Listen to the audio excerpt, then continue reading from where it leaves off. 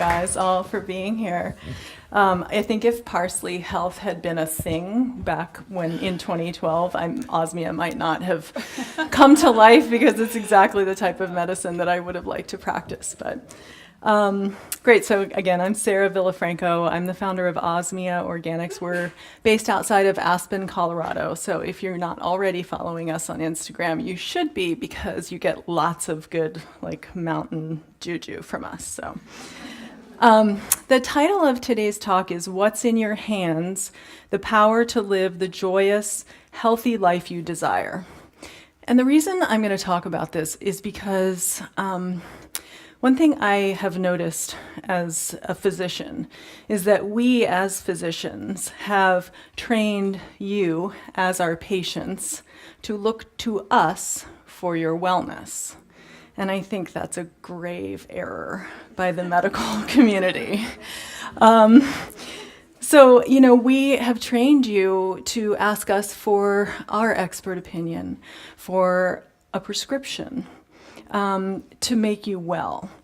But what we've lost somehow is the fact that you are the only expert on what it's like to live in this body and in this head. There's only one of those. And so you forget to trust your intuition and your gut instinct about what's good for you and what's not. And you're looking to other people. So I'm really here to talk a little bit about what's making you happy, what's not, and what tools you have to make adjustments. So I'm going to start with a story.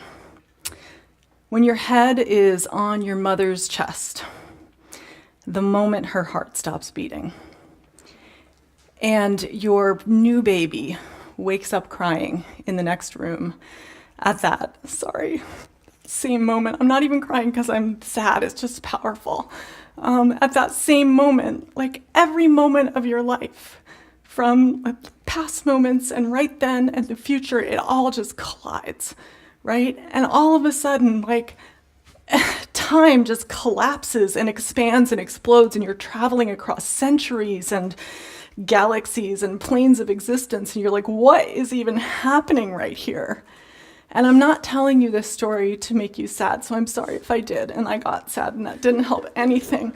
But I'm telling you that, in fact, it's one of the most beautiful memories of my life, right? I got to be there when something happened. And I'm a doctor, I am a scientist, and I am telling you that something happened. That baby had been sleeping through the night. And then the second my mom's heart stopped, she woke up howling in the other room. And there was a transfer. Who gets to be there for that? Nobody does, and I did, so I'm grateful for it. So sorry to get all weepy on you. But my point is that it's in those upside down moments of your life when you find your power, or it can be.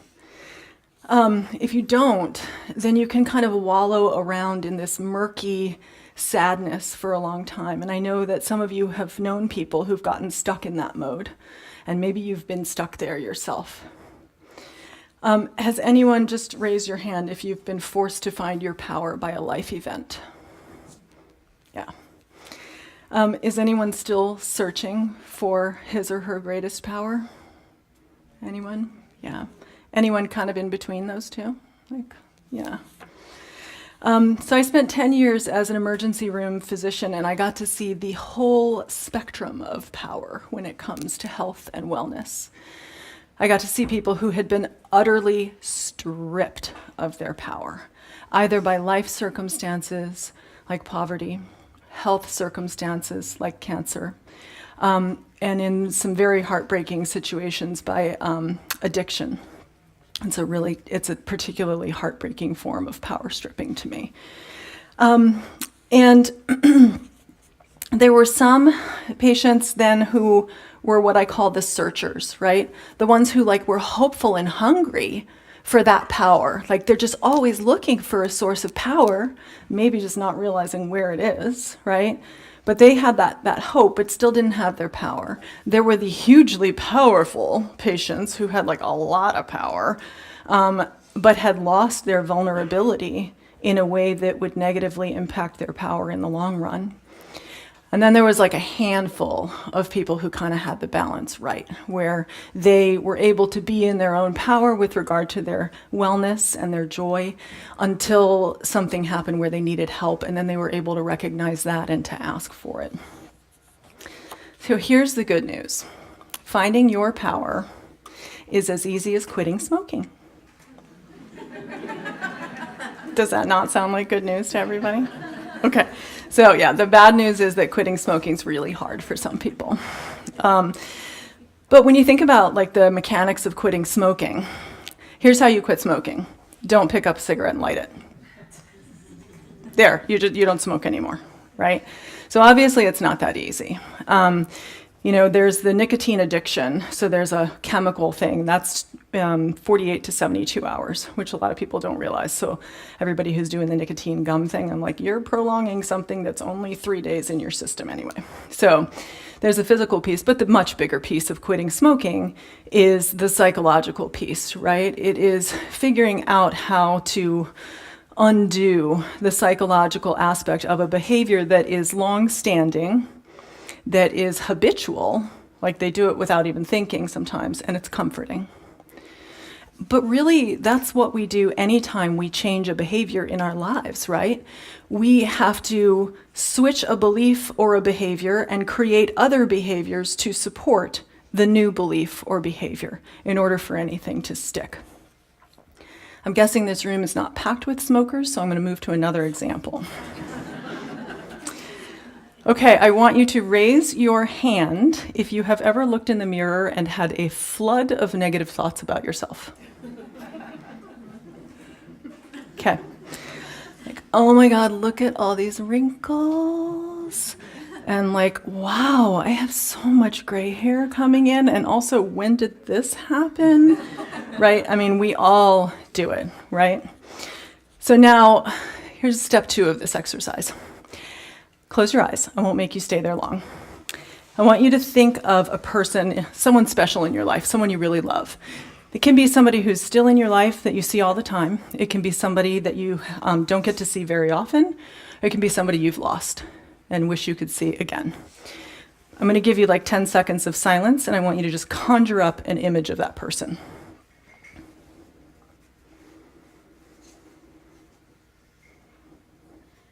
Okay. Good. You can open your eyes. Did you think about that person's wrinkles? Did you think about their gray hair? What about arm flab? No? Okay.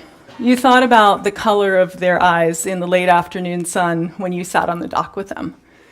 You thought about the way they held you when your dog died.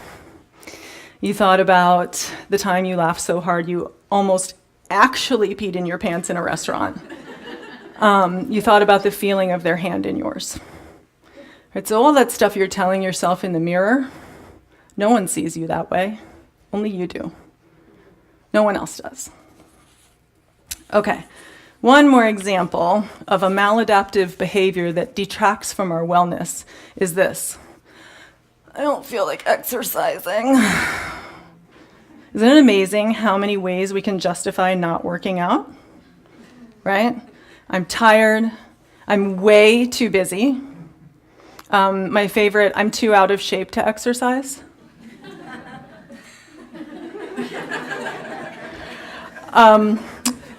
So now I want you to think about a time in your life when for some reason or other you were unable to exercise, or someone you know who is chronically unable to exercise.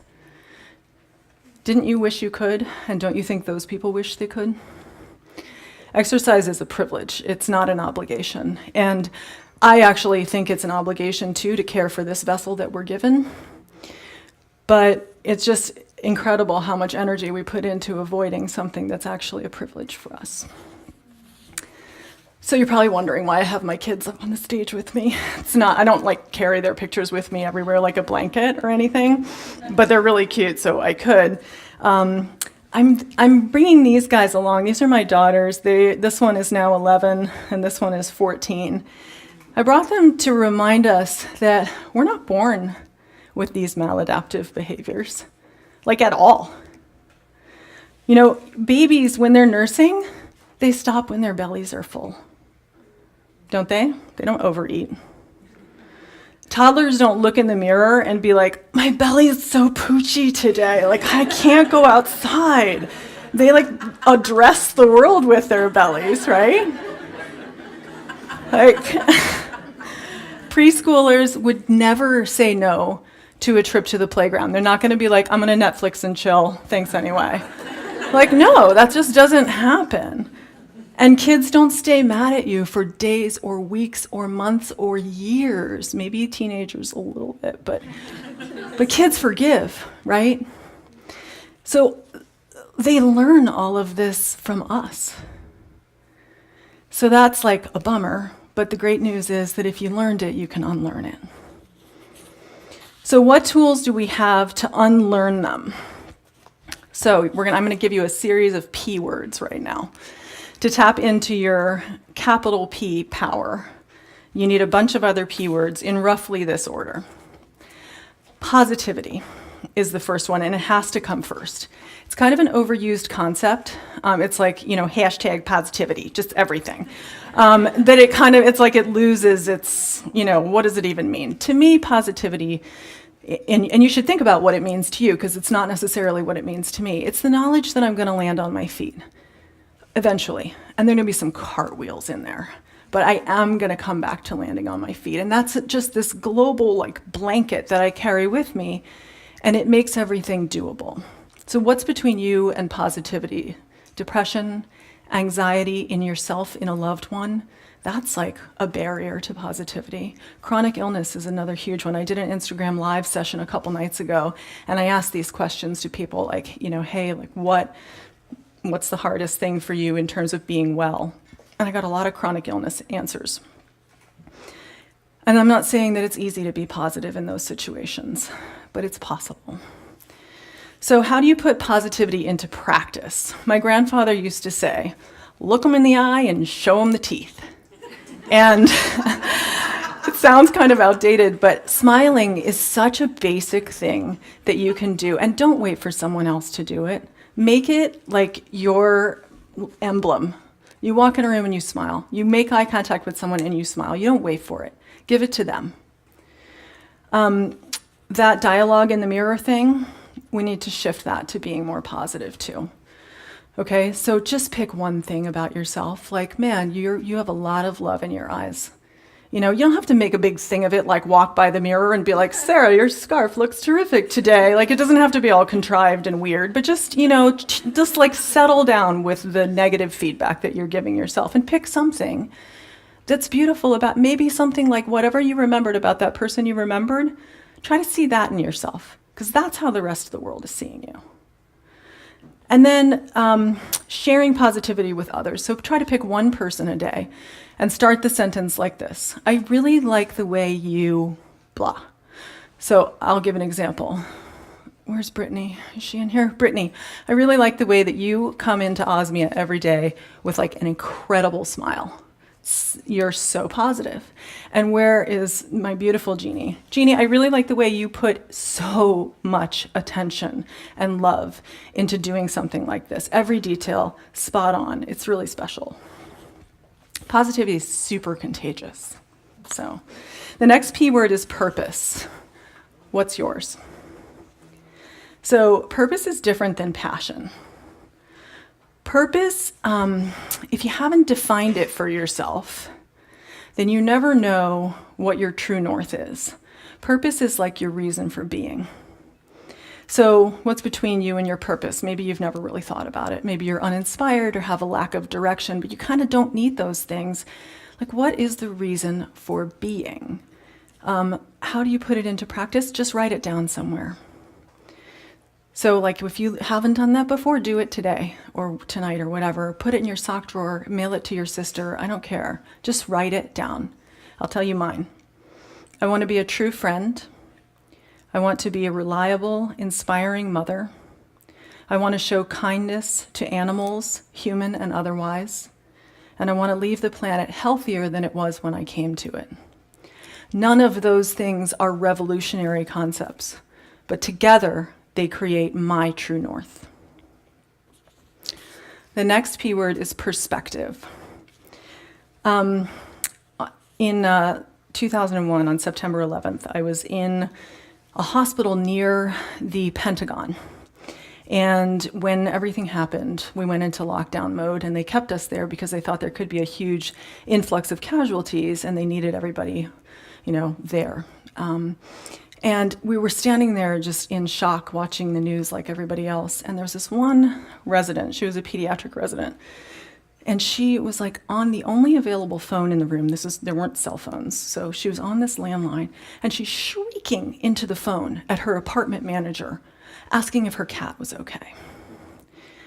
And I had two thoughts. One, thank God she's not going to be an ER doctor. And two, she's lost perspective here. And I understand people respond to trauma differently, and she just had a moment of like spazzing out. But she had lost her perspective. And I have one more perspective story to tell you. My grandmother, Alice, was an amateur poet. And after she had had a stroke in her 70s, her 3 sons helped her publish her book of poems. And there's one in there called Perspective. And it goes like this. 14 looks at 40, with pity shakes his head. So sad to be so old and gray. Life's sparkle almost dead. 80 looks at 40, speaks with sagacious tongue. Do what you will, go mold your life. At 40, you're still young. So I think, sometimes when things are going wrong, when your marriage is falling apart, when your siblings are being jerks, when you have the flu, when you're going through menopause, you lose perspective, right? You just get so wrapped up in your own stuff that you kind of just forget where it is on the scale of things. And so if you can put into practice that taking a couple steps back, here's what I say to myself. I have access to food, to fresh water, to love, and the internet. Things are actually just fine. So you figure out what your mantra is. But okay, the next P word is potential. And I want you to replace another P word in your vocabulary. I want you to get rid of the word problem, and I want you to replace it with potential. So when someone comes to you at work, at home, whatever, and says, I have a problem, what's your response? Do you go like, okay, what? Right? Like that is just so draining. Instead, can you go, okay, tell me about it. Let's see what opportunities lie within that problem. And it's a little shift, but putting potential into practice just means realizing that every problem is packed with potential for growth, for introspection, learning a little something about yourself, for understanding, for perseverance, for positive change. It really does make a difference. The next P word is priorities. So here are 2 sentences where the priorities have gotten out of whack. I don't have time to work out, and self-care makes me feel guilty. I need to care for everyone else first before I care for myself. So this is where you're going to repeat after me. If I'm not caring for myself well, I'm not caring for anyone well. And you may think you are, right? Like you get into that survival mode where you're like making lunches and doing whatever and just, caring for other people. But eventually you're going to snap. You are. And you're going to be like really mean to your kid or your husband or whatever it is. And it's because you're not caring for yourself well. And this is where I get to say my favorite line of all time. So like Osmia's tagline is return to your senses. But if I had a tagline, it would be this. If it's important to you, you'll make it happen. I had somebody say that to me. He was like, he's a friend and a business mentor. And when he first said it to me, I was like, you are so condescending. And he also told me he says it to his kids. I was like, ugh. But then I started dissecting it. If it's important to you, gives you the opportunity to assess if it's important to you.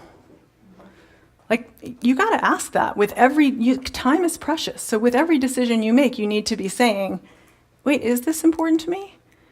And if it's not, great. Bye. and then you'll make it happen. How empowering is that? If it is important to you, you will make it happen. So now it's my mantra, and I say it to my kids all the time. Okay, how many more P words do I have? I think I have 4, 5. I have 5 more. How am I doing? 10 minutes? Oh, good, I'm fine. Okay. Passion. Here's the thing about passion. You just have to have some of it somewhere. Not everyone can leave their job as an ER doctor and become a soap maker. This is like not practical advice to give people.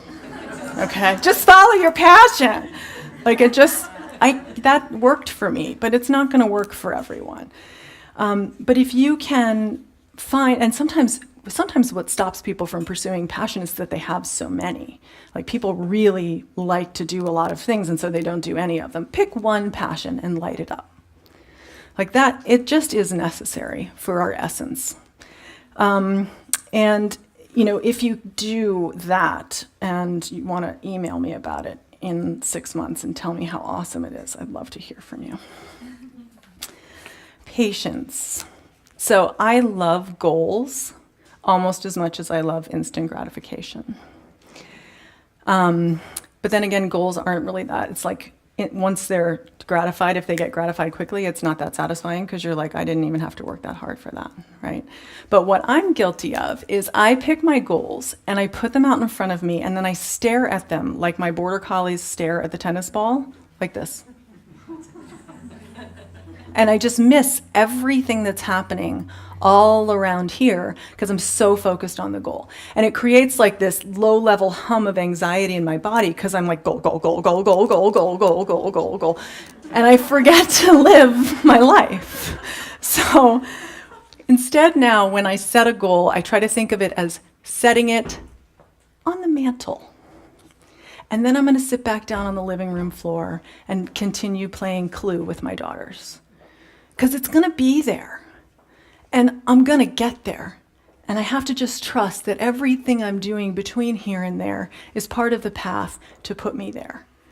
But that anxiety of like wanting to achieve a goal, it really doesn't make you get there any faster. One, piece of that is that I just suck at meditating. It's like, Josh is my hero. And I want to bring that into my life so my goal is to meditate. I'm saying it right here in front of all of you. But that's a piece that I think can help teach that patience of being instead of sort of shooting for something. Okay, next P word is forgiveness. It's with a PH like fat or fly. So forgiveness. So when I was in my residency, my friend Todd he's this amazing, wonderful man. And we've stayed very close since my training. And so I run into him a couple times a year. He usually just shows up on my family vacations with his whichever boyfriend he's seeing at the time. And so 2 boyfriends ago, it was a guy I actually really liked, so I'm kind of bummed it didn't work out. But I was talking to them about dating in their 40s, and I said, it's hard to find somebody without a whole bunch of baggage. And this guy, Mike, says, oh, honey, we all have baggage. The question is whether you can carry it yourself and whether it fits in the overhead compartment. And I was like, that's fabulous. So think about your life. There's family drama, there's friend drama, there's relationship drama, there's work drama, whatever the drama is, like it's pretty heavy by itself. One way to relieve some of the weight is to practice forgiveness. So all that stuff you cart around with you, all the resentment toward your stepmom or your brother or whatever it is, it's heavy. And forgiving someone doesn't mean that you have to say what you did is okay. It doesn't mean that. It doesn't mean you have to get back together with the person or become close friends again. It doesn't mean that either. It means I'm going to set down my resentment and my anger about this. I'm going to know that that person just didn't get me. That person didn't see that situation the same way I did. But I need to not be angry about it anymore. Okay, 2 more. Pivot. So pivoting on a macro and a micro level is a really great skill. So the macro level is when you set your goal and you're, plodding along toward it, and all of a sudden you look up and you're like, that goal does not make sense anymore. So for me, the biggest macro pivot was I'm practicing emergency medicine.